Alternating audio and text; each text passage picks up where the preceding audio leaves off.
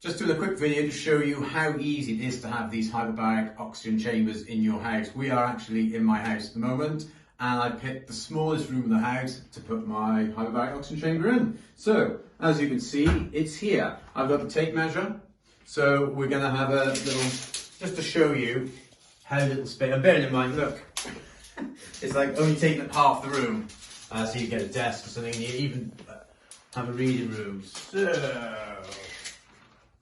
this room is 8 foot, 1, 2, 3, 4, 5, 6, 7, 8. 8 foot 8.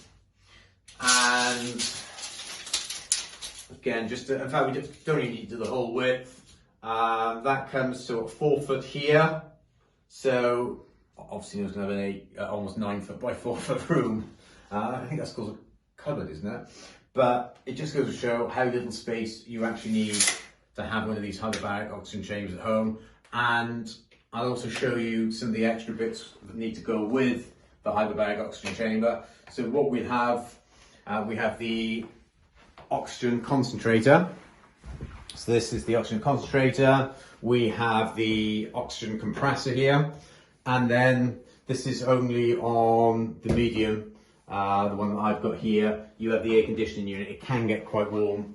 In fact, actually, it can get hot in summer without that air conditioning unit. So this just goes to show a small room, barely 9 foot by 8, and you've got plenty of space, and you've got a hyperbaric oxygen therapy chamber. Great stuff.